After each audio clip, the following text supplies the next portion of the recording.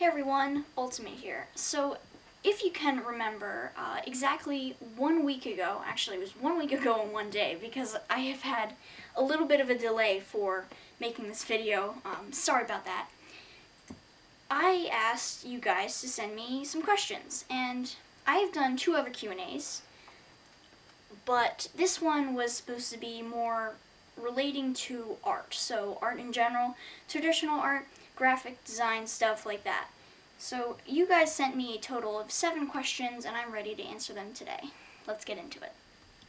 So the first one is from Heartfang Studios. Do you ever think you'll try animation? I used to make really bad wobbly ones since my art wasn't as good back then. But with your skills, I think it would be a lot better with your art style and better anatomy. I actually have tried art. I have tried animation before. It did not work out very well. The way that my style is created, or the way that I draw, is based on very detailed things, and I think it would be very hard for me to simplify them enough to get a fluid animation like you usually see.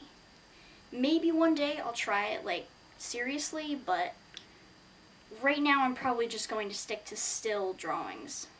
How do you come up with your OC's colors? Do you already have a picture in mind while creating, or look to the name for inspiration? Usually I really just draw a dragon, and whatever colors I come up with, I'll name it after the colors of whatever it turns out to be.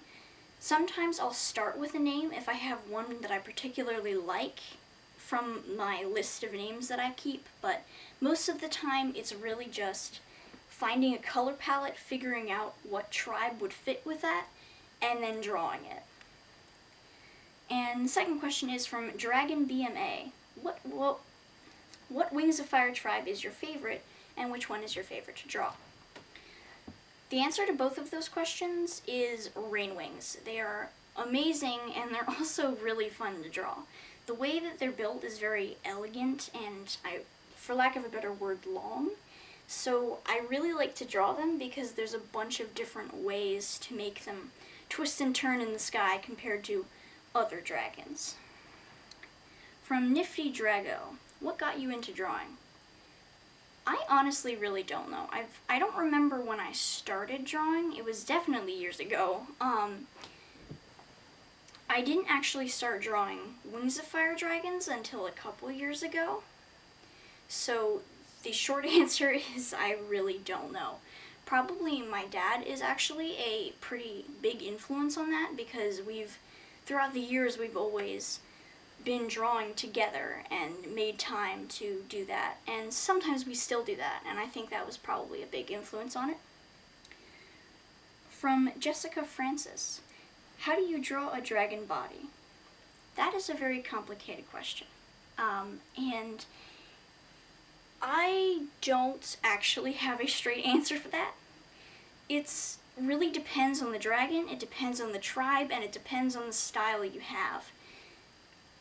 The most helpful thing I can think of right now is always start with circles. In my how-to videos, I always do a big circle for the head and then a little circle for the snout, and that's how you start it. Try that, but with making circles for the chest, for the tail, for the arms. Like, just make sure that you start with basic shapes and then connect them, and you can flesh them out later. Sketching is the best way to start, because if you just ink it first, it's gonna look good, but it would always look better if you can figure out what it's going to look like before you finish it off. From Freaking Frozen Fan. Can you draw more blood and gore? Heh.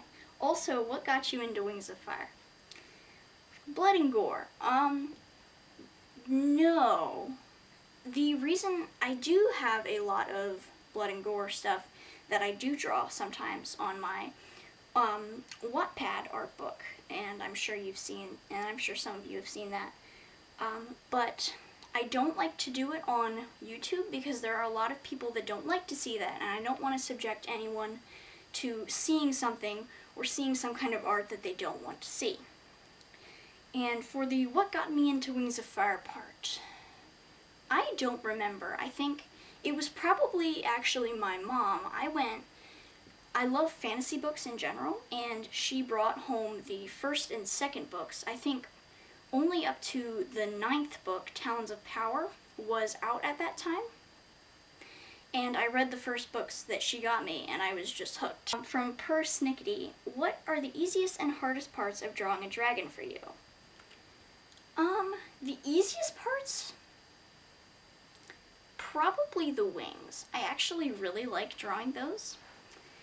It's really just another limb. It's just fingers, and as long as you make them big enough and you remember that they're like another arm to a dragon, it's pretty fun to draw. I like to make them as big as possible, and they're really fun to decorate too. And the hardest parts, probably claws. Those are really hard to get right, and although they're less hard than they used to be, they're still a little bit tricky for me, I will admit. Short answer is wings are the easiest and claws would be the hardest. And finally, from Ember Dragon Drawing, how are you so good at drawing? Thank you. So actually, if you want an actual answer to that, probably at least 6 years of art classes and many years of drawing. Like that's pretty much it. It's a lot, and I know that nobody likes to hear this, but it really is practice. And I guess just learning from other artists and figuring out what you can put into your own drawing. And that's pretty much just what I did. I just kept improving and trying new things, and that's how it got me there. So that will be it for our Q&A. Thank you guys so much for watching. Let me know if you would like another one of these or not, and I will see you guys in the next video. Ultimate out.